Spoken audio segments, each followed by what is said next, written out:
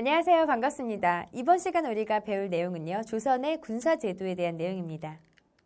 자, 여러분. 이 시간에 우리는 조선의 군사에 대해서 배울 건데요. 자, 조선에서는 군역. 군역이라는 것은 군대에 가야 하는 의무를 갖고 있는 걸 이야기하죠. 군대에 갈 의무를 갖고 있는 사람들은 어떤 사람들이었을까요? 가장 먼저 군역의 대상에 대해서 살펴보도록 하겠습니다.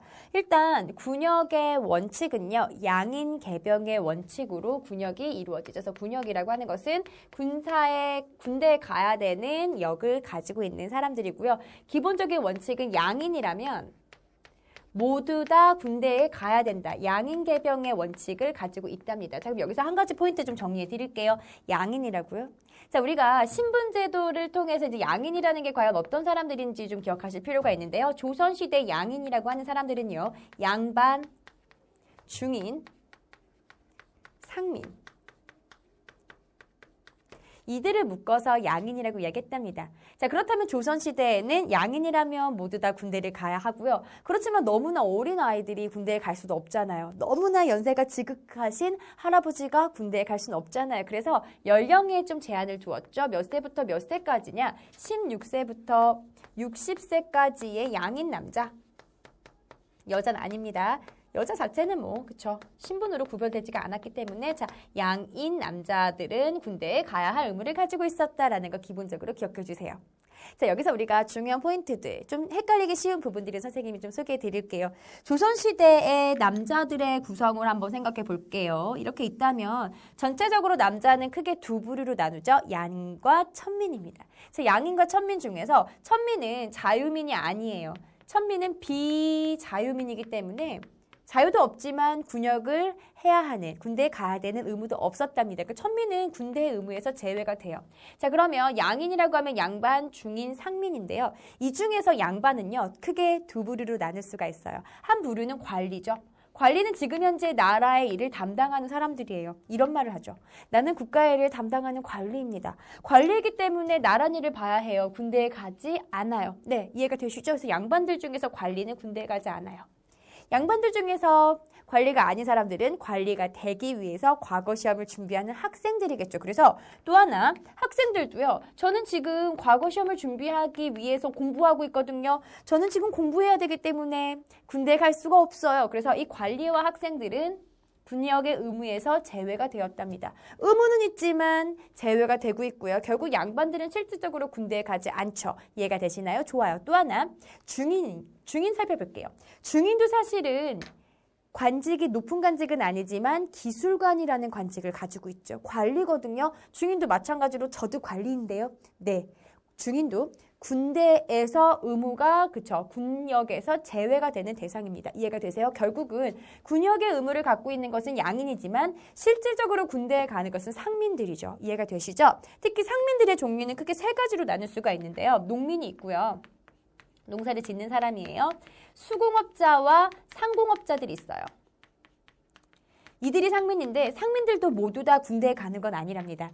수공업자와 상공업자는 조선시대에서 굉장히 소수밖에 없는 직업이에요. 왜냐하면 조선에서는 농업을 중시하기 때문에 물건을 만드는 수공업자나 그리고 물건을 판매하는 상업을 종사하는 사람들을 굉장히 천시했거든요. 그러다 보니까 이 직업에 종사하는 사람 자체가 수가 적었고요. 이 사람들이 군대에 가게 되면 어떻게 되죠? 수공업과 상업이 전부 다 마비가 돼버리는 사태가 발생을 하는 겁니다. 실질적으로 그래서 수공업자와 상공업자들도 군대에 가지 않았어요. 자, 그럼 가봅시다. 궁극적으로 조선시대 군대에 갔던 사람들은 주로 누가 군대에 갔나요? 그렇죠. 농민들이 주로 군대에 갔기 때문에 양인 개병의 원칙이지만 일반적으로 농민이 대부분 군역의 의무를 가지고 있었다라는 것까지 우리가 확인해 주세요. 이해가 되시나요? 좋아요. 자, 그럼 여기 정리해 봅시다. 자, 군역의 대상은 양반, 중인, 상민이지만 실질적으로는 관리이고 학생이기 때문에 양반도 군대 안 갔죠. 중인도 기술관이라는 위치를 가지고 있었기 때문에 관리죠. 자, 군대 안 갔죠. 상민들만 주로 군대를 갔는데 상민 중에서도 수공업자나 상공업자는 그 수가 워낙 작았기 때문에 너는 너의 일을 해야 돼 라고 제외가 되었고요. 특히 누구만 농민들이 주로 군역의 의무를 가지고 있었다라는 것까지 우리 놓치지 말고 정리해 줍시다. 이해가 되시나요? 좋아요. 자, 여러분, 이번에 우리가 살펴볼 부분은요, 조선의 군사 조직에 대해서 살펴볼 건데요. 아주 간단한 내용입니다. 조선의 군사 조직은 크게 두 가지로 나누어질 수가 있어요. 몇 가지로 나누어진다고요? 두 가지인데요. 하나는 중앙군이죠. 중앙군이라고 하는 것은 국왕이 있는 서울을 수비한다든지 국가의 중요한 지역을 수비하는 곳이 바로 중앙군인데요. 중앙군은 우리가 오위라고 부릅니다. 주로 하는 일은 뭐 궁궐을 수비한다든지 서울, 왕이 살고 있는 곳이죠. 이와 같은 역할을 서울을 수비하고 궁궐을 수비하는 역할을 담당하는 것이 바로 중앙군이었던 오위였고요. 자, 하나만 더 한다면 지방을 다스리는 군대, 지방군이죠.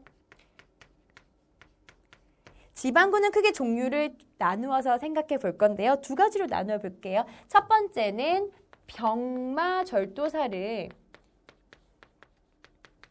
주축으로 하는 지방군이 있어요. 이들은 말을 타고 다니는 군대라고 연상하시면 쉬운데요. 육군이 있겠죠. 이런 육군들이 존재하고요. 그 다음에 수군절도사. 자, 수군절도사는 당연히 뭐겠습니까? 그쵸, 수군이겠죠. 이렇게 지방은 육군과 수군이 있고요. 하나만 더 기억해 본다면 이 육군과 수군 중에서 조선시대에는 수군이 훨씬 더 위치가 좀 낮았습니다. 어렵고 힘든 일이었기 때문에요. 수군의 지위가 훨씬 더 낮았다. 뭐 이렇게 군사 조직 간단하게 기억해 주세요. 이해가 되시나요? 좋아요. 자, 여러분, 이번에 살펴볼 내용은요, 잡세꾼인데요. 자, 잡세꾼은 조선의 군사 제도 중에서 가장 시험에 많이 나오는 부분 중에 하나랍니다. 자, 잡세꾼은 과연 어떤 특징을 가지고 있는 군대일까요? 이름을 보면 잡색이잖아요. 여러 개의 옷을 입은 사람들이 모여있는 군대랍니다. 그래서 이 잡세꾼이 모이면 신분이 굉장히 여러 개가 모여있기 때문에 옷이 다양한 거예요. 노비도 모여있고요. 서리도 모여있고요. 서울도 모여있고요. 향리도 모여있고요. 다양한 신분들로 구성된 군대라고 생각하시면 되는데요. 이들의 특징은요. 평상시에는 생업에 종사합니다. 각자 자기의 일을 하는 거죠. 평상시는 생업에 종사하지만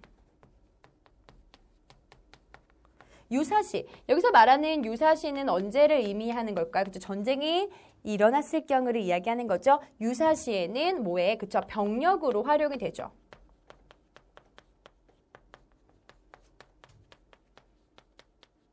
자, 즉 여러분들은 잡세꾼을 이렇게 생각하면 돼요. 원래는 군대에서 제외됐던 사람들 있죠. 어떤 사람들이 군대에서 제외가 됐나요? 관리라는 이유로 향리나 설이나 이런 식으로 하급 관리들이 좀 제외가 됐고요. 그리고 양인이 아니었기 때문에 군대에 갈 의무가 없었던 사람들이 있죠. 천민들. 이런 사람들도 사실은 군대에서 제외가 되었거든요. 그런데 이들이 전쟁이 발생을 했을 때는 생업에 종사하지 않습니다. 군대에 참여하게 되고요. 이들이 참여해서 이루어진 군대가 바로 잡세꾼이에요. 여러 계층의 사람들이 모여있기 때문에 다양한 옷을 입고 있었고요. 그래서 잡세꾼이라고 이야기한답니다. 이해가 되시나요? 좋아요. 한 가지 기출 포인트를 좀 여러분들께 소개해 드릴게요. 좀 헷갈리는 부분들을 좀 정리해 봅시다.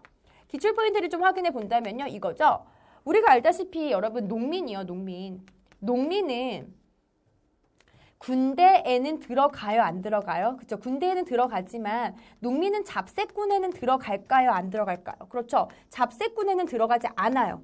이해가 되세요? 이 잡세꾼은 제외가 됐다가 전쟁이 터졌을 때 다시 그 군사력으로 활용되는 사람들을 이야기하는 거거든요. 또 하나 헷갈리기 쉬운 게 바로 천민이죠.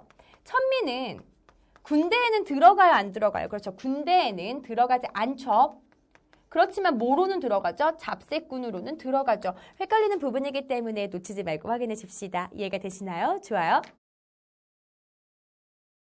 자, 여러분, 이 시간에 배웠던 중요한 내용들을요. 핵심 정리를 통해서 한 번 더 확인해 보도록 할 거예요. 이 시간에는 군사 제도에 대해서 배웠는데요. 군역의 대상, 16세부터 60세까지의 양인 남자였죠. 자, 군사 조직은 중앙군과 지방군으로 살펴보았고요. 특히 잡세꾼에 대해서 살펴보았는데요. 잡세꾼은 평상시에는 생업에 종사하다가 전쟁이 발생했을 때 병력으로 동원되는 사람이고요. 이 천민을 좀 기억하시라고 이야기했답니다. 천민은 군대에 갈 의무는 없었지만 잡세꾼으로는 활동을 했다라는 것도 함께 정리해 주세요. 자, 여러분, 이번 시간에 배웠던 중요한 내용들을요. 우리 개념하기 문제를 통해서 한 번 더 정리해 볼 거거든요. 자, 먼저 문제 풀어보셨나요? 같이 답을 맞춰볼게요. 1번입니다. 조선은 16세에서 60세의 양인 남자는 군역의 의무를 가지고 있었죠.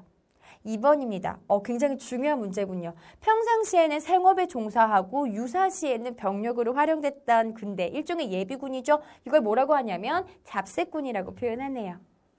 자, 이렇게 해서 우리 오늘 이 시간에는 조선의 군사제도에 대해서 살펴봤는데요. 오늘 배웠던 내용은 오늘 복습하시는 거 잊지 마시고요. 강의 듣느라고 수고하셨습니다.